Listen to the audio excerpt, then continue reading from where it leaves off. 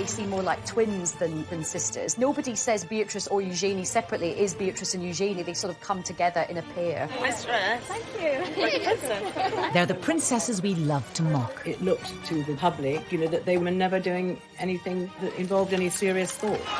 Their parents, Fergie and Andrew, have brought shame and scandal on their daughters. You're an embarrassment, sir. They've done so many things which are almost unbelievably stupid that inevitably the daughters are dragged in. I let the side down. Simple as that. The 9th and 10th in line to the throne have been subject to ridicule in the media. We've had almost as many hats as we've had holidays. And just like our holidays, most of them have been free. Beatrice was widely mocked for her Philip Tracy hat, which was compared from everything from a pretzel to a Lucy. They've been accused of extravagance and privilege. Beatrice famously had about 15 holidays in a year in which she was supposed to be working. And Eugenie definitely got herself a bit of a reputation as a party princess. We've had to learn some lessons the hard way. But how much do we really know about them? A lot of people don't realise that they don't get any money formally from the state. Tonight, using rarely seen footage and in their own words, we reveal the truth about these much maligned princesses. Growing up in the public eye means that every embarrassing, slightly awkward growth spurt or hilarious fashion moment are published around the world. Now happily married and with the birth of a baby boy for Eugenie, we ask whether they've finally managed to free themselves from their parents' controversial shadows. I think there is a lot about the York sisters to be celebrated. Are they pampered princesses? I don't think they are at all. I think they're the reverse.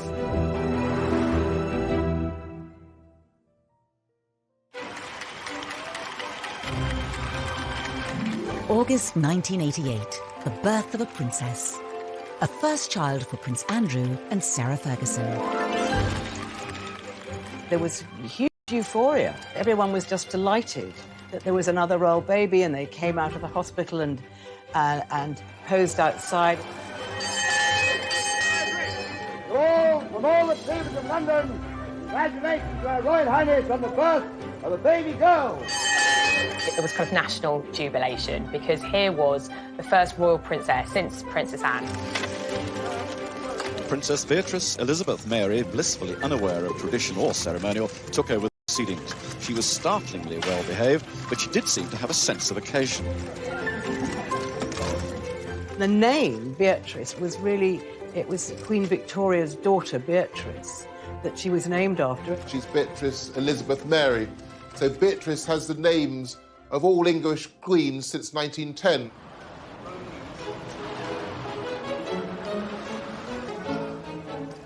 Princess Eugenie arrived 19 months after her sister Beatrice in the March of 1990. The Duchess emerged from the Portland Hospital, ready to give the world the first glimpse of a new royal baby. Princess Eugenie was fast asleep, blissfully unaware of her celebrity status. I think everyone was still wishing the Yorks well, and this was an exciting new addition for the family, even if people weren't quite sure how to pronounce Eugenie's name. Prince Andrew's children would be royal highnesses and princesses, unless he said, look, I don't want them to have titles. Princess Anne had turned down titles for her children, Peter and Zara. But the Duke and Duchess of York thought it only right that their children should have all the privileges of senior royals. They very much wanted them to be princesses and thought that maybe they would certainly end up as working royals. Prince Andrew's insistence that his daughters be treated as senior royals would lead to criticism of princesses as they grew older.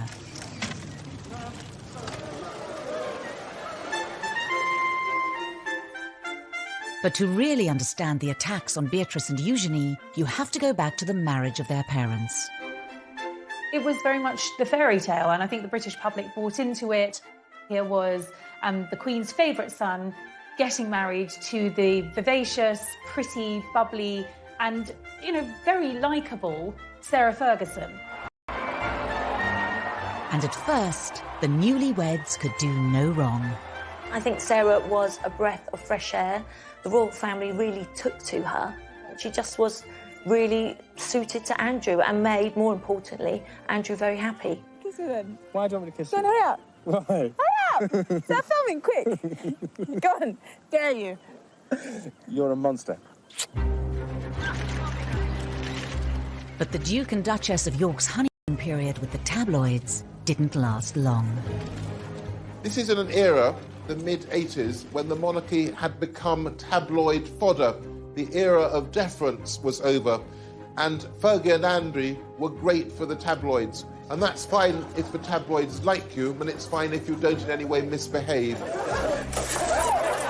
Fergie came in for a huge amount of criticism for her lifestyle, for her fashion, and what the tabloids called her work-shy attitude, nicknaming her royal idleness. All attacks her daughters would one day have to endure. There was a time where she could do no right with the press. Sarah would come in gung-ho, maybe not in the right outfit, maybe say sometimes the wrong things, and the press sort of then started to really pick on her. Eugenie spent a privileged childhood at Sunning Hill, the estate given to Prince Andrew by the Queen as a wedding gift. They had built this rather extravagant, very modern palace, which was famously likened to South Fork in the Dallas TV series, and it obviously became known as South York. So their early days were spent there. They were probably far more indulged than ordinary children. I remember going once to the house where they were staying and being absolutely astounded. There was a little sort of building in the garden, and it was absolutely full of Barbie dolls. So they had a lot of stuff, but they were very, very well brought up. Beatrice and Eugenie were also doted on by their grandparents. The Yorks lived a short drive from Windsor Castle and visited often.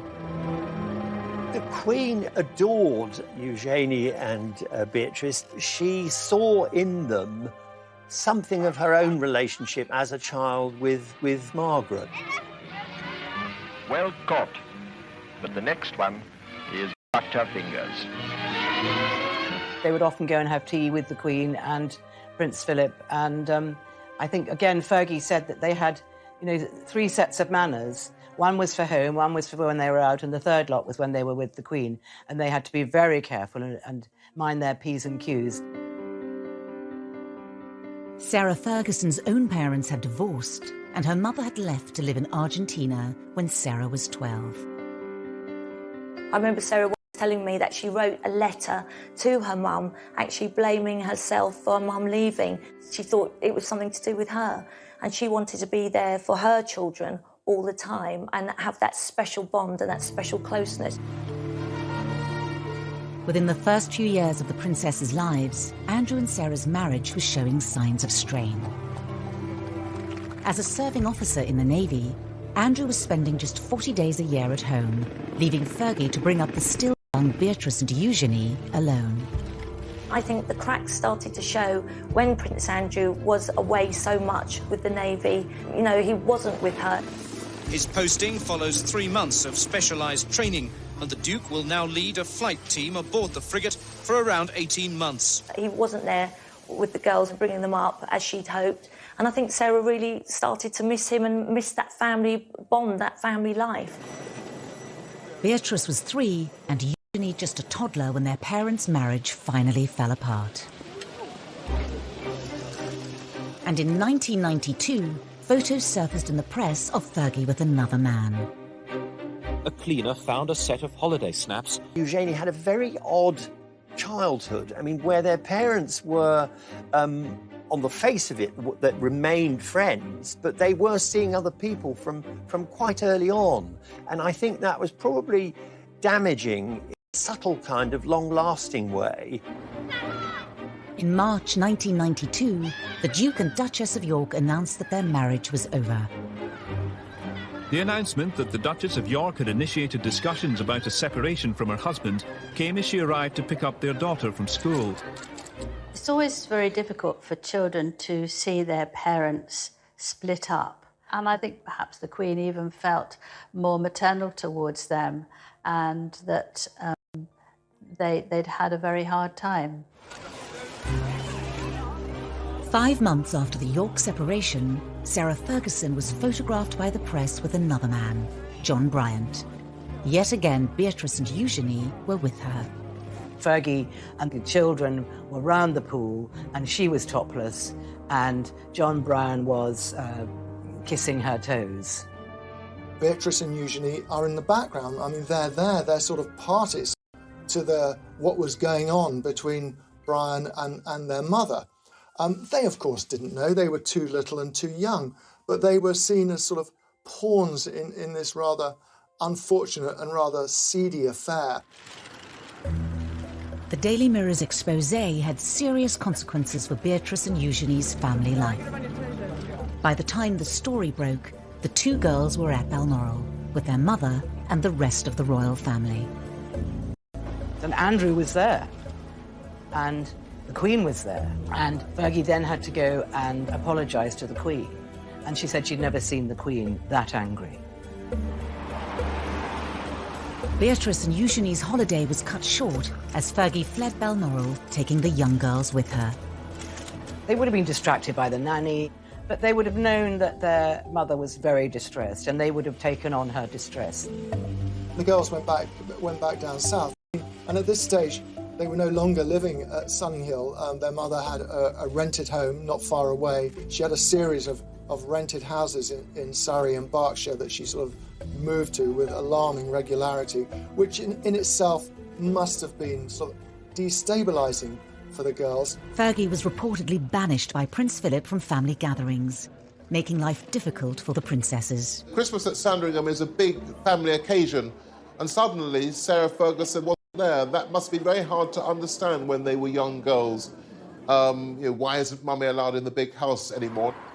She was banished to a time with her and slept there.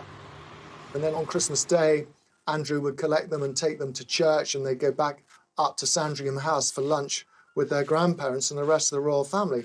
Meanwhile, Fergie was having her turkey twizzler or whatever she was doing all on her own.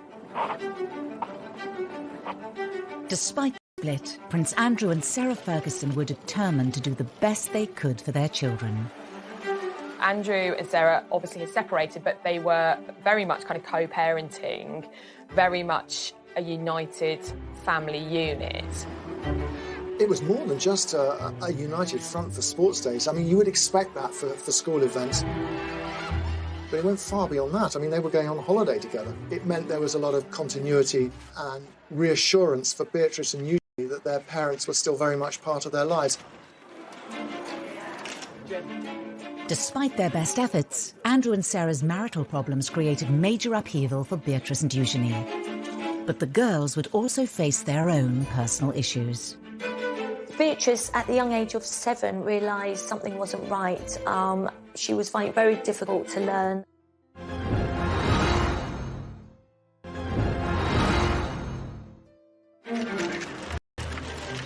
Beatrice was 7 years old and Eugenie 6 when their parents' divorce was finalised in 1996. Needing to pay off debts of more than £1 million, their mother took work in the United States. Their mother was spending a lot of time in the States, really trying to clear off an enormous debt that she'd accumulated, from TV projects to book projects. You know, Sarah was literally trying to do anything she could to get herself out of spiralling debts. Their lives were regulated by the school terms, which was probably a very good thing. So I think that, you know, they didn't suffer in any way from the fact that their mother had to go and earn money and had to spend a lot of time in New York. But as her mother was increasingly away, Beatrice was facing up to her own difficulties. She'd been diagnosed with dyslexia. Beatrice, at the young age of 7, realised something wasn't right. She was finding it very difficult to learn, and she was worried she was going to get teased from others and wouldn't fit in. Beatrice would later speak movingly of the condition in an interview for the charity Made by Dyslexia. You know, I remember we had different coloured books to describe how far away your reading levels had got to. And I was always on the white books. My best friends were always on the yellow books or the green books. They were so far ahead. And I think at that stage, those moments of doubt just pop into your head. I'm not good enough. I'm not smart enough. I'm not. Why am I not like the others? My ascot. I think Sarah felt it very important that Beatrice was made to feel very secure and that her mum was just round the corner if needed. But there were further issues for the family to deal with. Princess Eugenie, as she started to grow and develop, her parents noticed that there was something slightly different, slightly wrong in the way that her spine was developing. So she started a number of tests and went through a number of specialists.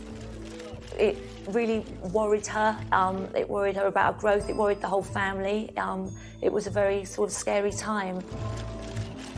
At 12, Eugenie was diagnosed with scoliosis, curvature of the spine. She needed 8 hours of surgery, speaking out about it later to raise money for the hospital that treated her. I had scoliosis of the spine, which my mum found. They put metal rods in my neck and 8-inch screws up my back, which have now fused together and keep me straight.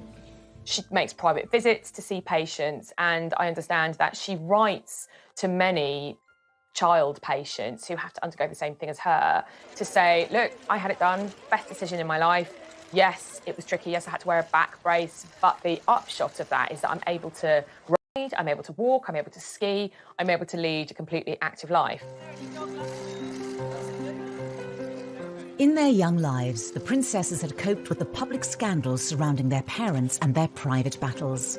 There would be further struggles ahead as they carved out new roles for themselves. But uniquely, they always faced these challenges together. They're very close friends and very close sisters, but they're very different personalities. Beatrice is perhaps a more formal and more reserved. Eugenie is, I suppose, what might be described as bubbly and chatty. The more confident Eugenie chose to go away to Marlborough College, the co-ed public school also attended by Kate Middleton. Marlborough is quite progressive boarding school. It's very sporty. It does a lot of art, does a lot of drama. It's not just about the academic achievement of its pupils. And that really suited Eugenie, I think. And she made a core group of friends there with whom she'll be friends for life. Beatrice, who is, I think, the quieter and perhaps shyer of the two girls, went to an all-girls school in Ascot. She delayed her GCSEs for a year because of her dyslexia, and she didn't get the best grades, but she did go on to become head girl. Both girls had wide circles of friends, including, of course, their Eugenie as his right-hand wingwoman. And they certainly enjoyed themselves, and Eugenie definitely got herself a bit of a reputation as a party princess. Away from the limelight, the public began to see a different side to the princesses, and one that wouldn't go down well. They were mixing with a fast crowd, and it looked to the general public, that they were always having a good time and never doing anything that involved any serious thought. The press was beginning to draw comparisons between Eugenie and Beatrice and their parents. I see myself as a mini mummy, so I kind of have this sort of image that anything you could do, I want to do better. Oh. So I want. I have to tell you, that's easy. The comparisons were not always favourable. When Eugenie went globetrotting on a gap year to mark the end of her A-levels, the tabloids weren't far behind. The suggestion really was that here was a couple who were living beyond their means, cashing in on their royal connections, and weren't Beatrice and Eugenie going to be just the same? It was almost as if they were tarred with their parents' brush from the outset. Eugenie went to South Africa and on to the Far East. She was sort of flitting from country to country, as most middle-class young people do who take gap years. But of course, she was accompanied by police bodyguards, and that meant we, the taxpayers, were paying for policemen to accompany her to the fleshpots of the world. The taxpayers' share of the bill added to the reported £500,000 already spent on the princess's protection each year. Prince Charles decided, as they would not likely to be very senior royals, that this was too much for the public to pay, so he stopped that. Prince Andrew was so angry that he wrote a note to the Queen saying that he wanted them to be considered as proper royals and he did not want the protection officers to leave them. Usually the Queen gave in to him. She had this huge soft spot for him and he could persuade her to his way, but this time she refused. Written off as pampered princesses, Eugenie and Beatrice tried to keep alive. low profile. And in 2010, the sisters, now just 20 and 21, found themselves embroiled in another of their mother's scandals. She was caught on camera, essentially selling access to her husband and to someone who she believed was a sheikh, but was in fact an undercover reporter for the News of the World. 500,000 New Prince Andrew. Yeah. Is that a deal? Yeah. It was a nightmare for Sarah Ferguson. It was a nightmare for her children. It was just a sort of a nightmare for everyone. Beatrice was with her mother when the phone call came, warning them that the News of the World was publishing the exposé. Beatrice, who was at a party held by Naomi Campbell, the model, just kept asking her mother, how did this happen? You know, how? And they left the party immediately, effectively went into hiding, knowing that once again, her mother's reputation was about to be completely trashed. Beatrix admitted that she spent several days crying, and one of her friends went and stayed with her overnight for 2 days because she was so traumatised and so unhappy. Her anger was directed at the press. And just as they have done throughout their lives, Beatrice and Eugenie leapt to the defence of their mother. They called themselves the tripod, and that's exactly what they were. They leaned on each other, they depended on one another, they were absolutely a unit, and nothing was going to come between them. Over the coming years, it would be the turn of Sarah Ferguson to defend her daughters against their critics. People have been so brutal to them, particularly in the press, about how they look. And Sarah spoke to the editor of the Daily Mail at the time and she said, look, just back off. It's not fair.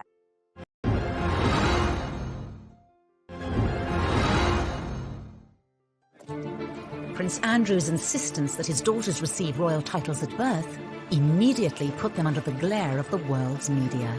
As young girls growing up, Beatrice and Eugenie had less of a place in the spotlight than William and Harry, but there was still a lot of press interest in Beatrice and Eugenie.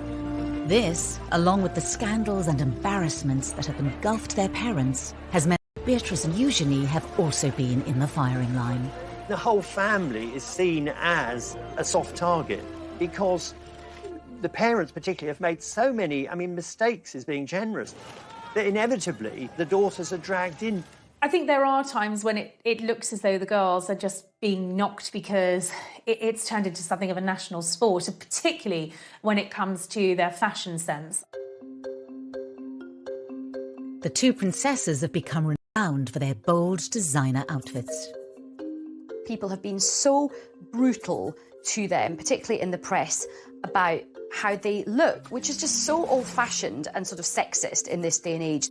The two of them are quite similar. They quite like vibrant, eclectic, colourful clothing, and fair play to them. Her fashion choices were bold, some might say garish, always over the top. And I suppose when we started seeing Beatrice and Eugenie taking a leaf out of Fergie's fashion book, history repeated itself. But it was when Beatrice and Eugenie were seen arriving at their cousin William's wedding in 2011 that the ridicule reached new heights. I don't think they will ever live down the outfits that they wore to the royal wedding. Sarah had paid a fortune to have them styled for the wedding day so that they looked the part. Beatrice's choice of headwear instantly created a national debate. Beatrice was widely mocked for her Tracy hat, which was compared from everything from a pretzel to a loo seat. She became a meme instantly. There were lots of jokes going around that it was like a television aerial. This hat was like another guest. It was like the most talked about guest at Kate and William's wedding. Within hours of the wedding, the silk fascinator, costing around £2,000, had earned its own Facebook page, and hundreds of photoshopped images of the headpiece were shared online. It did get the headlines, maybe for wrong reasons, but they're very confident, and I think they have this wonderful knack of just, laughing it off. The princesses used a charity speech to showcase their positive attitudes. Growing up in the public eye means that every embarrassing, slightly awkward growth spurt or hilarious fashion moment are published around the world. Together we have laughed, together we have cried. Ultimately, though, together fueled each other's sense of humour.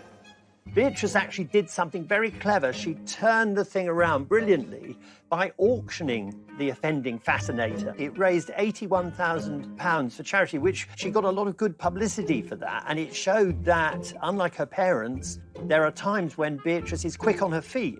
The princess's love of headwear became infamous and was mocked by the critically acclaimed Channel 4 show, The Windsors. If there's one thing we're famous for, it's our holidays. Yeah. Hats. So basically, this is just like a small selection of some of the incredible fascinators that I've got. So, and these cost like in and around about £1,000, £2,000 each, which is a lot, like if you're poor. They were called the Frumpy Sisters, the Two Ugly Sisters. You know, the press were very cruel, and that must have been incredibly upsetting for them.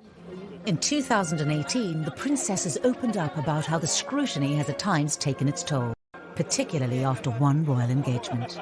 They spent an hour or two in Buckingham Palace meeting dozens and dozens of people doing the royal job, and suddenly a story drops criticising their appearance and their clothes. They'd been so badly treated. Even Beatrice's weight was criticised when she was just 19, proving once again that life in the spotlight came with serious downsides.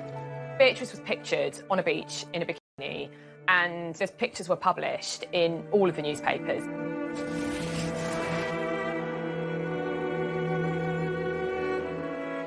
Sarah was really upset, and she is very protective of her daughters. And I think she spoke to the editor of the Daily Mail at the time and she said, look, just back off. It's not fair. Sarah also used an interview about her TV programme, The Duchess on the Estate, to plead with the media. Everybody is talking about these zero models walking up and down the catwalk, and then they say they're all too thin. Victoria Beckham's too thin, and this person's too thin. And then someone who's a good size 10, oh, she's too fat, she doesn't take drugs, she doesn't smoke. You know, she's going to university in September reading history. Give the girl a break. It was probably reminding her of the fact that she had a very hard time in the press when she was younger as well. It's partly guilt by association. They're an easy target because their mother's always been a target. Even as they reached adulthood, the princesses struggled to escape their parents' shadow. I think that a lot of the things which have been said about Beatrice and Eugenie were kind of as though they were their parents' appendages and as though they weren't independent people. There is one area of Beatrice and Eugenie's lives that gets very little press coverage. I think people don't realise that both Beatrice and Eugenie do actually have full-time jobs and they have built up their own independent careers. And of course, a lot of people don't realise that they don't get any money formally from the state. When it comes to their careers, Beatrice and Eugenie are often tarnished in the media by their parents' reputations. Eugenie, we're going to have to get jobs. Is that like when Daddy has a party for Arabs and British businessmen? No, I think a job's where you have to go into a building or something. Yeah. As titled princesses, it was expected that Beatrice and Eugenie would become full-time working royals. When Charles made his vision for a streamlined monarchy really very clear around the time of the Diamond Jubilee celebrations, and that was a big issue for Andrew. His view was that they had the HRH titles, therefore they are blood princesses, therefore they should be full-time working members of the royal family. It didn't pan out that way, and that definitely caused tensions between the royal brothers, Charles and Andrew. For Beatrice and Eugenie, the dilemma of being non-working royals who have princess titles lies at the heart of many of the issues they have to grapple with. For two members of the royal family who are as close as Eugenie and Beatrice to being core members, it is unusual to be working. They never wanted to be accused of cashing in on their royal status and being idle. He came back from their gap year, you know, they were still living very much within the protective bubble of the palace. In 2011, Beatrice graduated university with a 2-1. After a year working in New York, she embarked on her current career in the tech industry, splitting her time between the UK and America. They've both actually done incredibly well. Beatrice is the Vice President of Strategies and Partnerships at an artificial intelligence agency, so she's really quite senior in the tech world. Eugenie followed in the footsteps of Beatrice. After also graduating with a 2-1 in 2012, she too moved to New York, but embarked on a very different career path to her sister. Eugenie has seemingly always been interested in the arts, and she went to New York and worked for an online art business. Eugenie had also begun a relationship with her future husband, Jack Brooksbank, who she'd met on a ski trip.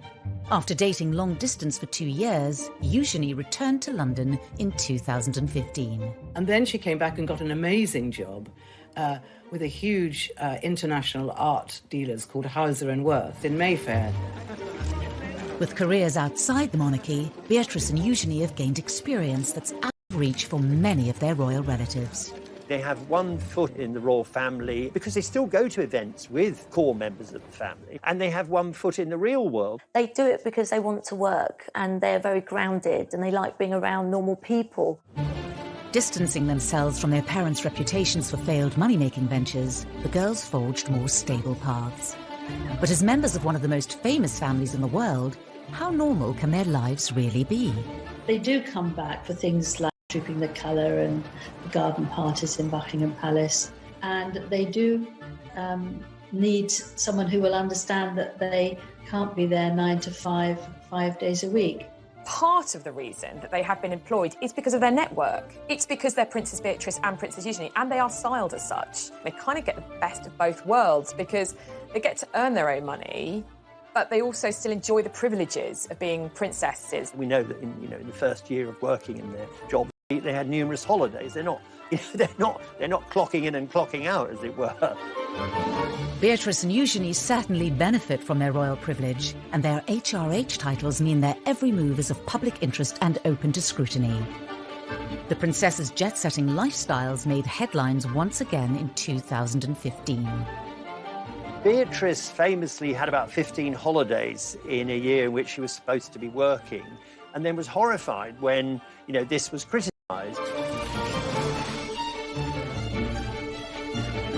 Where is happy, then that's absolutely fine. And the same applies to Eugenie. The princesses had clearly inherited Andrew and Sarah's love of the high life, and although not paid for by the state, the many holidays fueled their reputations as pampered princesses.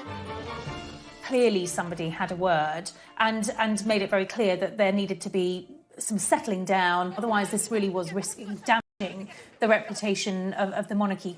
The princesses showed they were able to respond to public perception in their speech for the charity We. As young working women in the public eye, we've had to learn some lessons the hard way. In many ways, we are grateful for that, in hindsight, naturally. As royals, they also carry out public duties too. Beatrice and Eugenie are patrons of a wide range of charities. In the same way that Sarah has always used her public profile to promote charitable causes, Beatrice and Eugenie have both been very active in the charity world and have chosen charities that are meaningful and relevant to them. So Beatrice has aligned herself with children's charities with a focus on education and the dyslexia charity that she works closely with. I really see the work that we're doing, raising awareness around dyslexia, as a true pillar to stand up the concept of reimagining education. Beatrice ran in the London Marathon in aid of charity, the first member of the royal family to do so in 2010. Really excited. I'm desperate to get to the start line. I'm desperate to get going. Eugenie has most recently focused on anti-slavery and empowering women. She went on to become the patron of the National Orthopaedic Hospital, where she had been treated for scoliosis when she was 12. Today, I'm so lucky to get to work with and support other young women who are going through the same thing. To encourage them to not let their diagnosis win, to live fearlessly too. Despite their dedication, their charitable efforts are often overlooked in the press. There's far too much focus on perhaps some of the outfits that they've been wearing or what they're getting up to in their private lives. And because there has been so much scandal associated with their parents, that has slightly overshadowed the good work that they have done themselves as individuals. I think in terms of their public conduct, we've seen the mistakes that both of their parents have made. So I think Beatrice and Eugenie have learnt from this. They've given very few rather short interviews, normally about something very specific, often a charity involvement. They want to live quiet lives below the radar, the antithesis of the lives that their parents have lived. That desire to largely remain out of the public eye is all well and good, but when it comes to royal romances, it's often impossible. And Eugenie's wedding would invite yet more media William's wedding, but this is someone who's ostensibly an ordinary working person.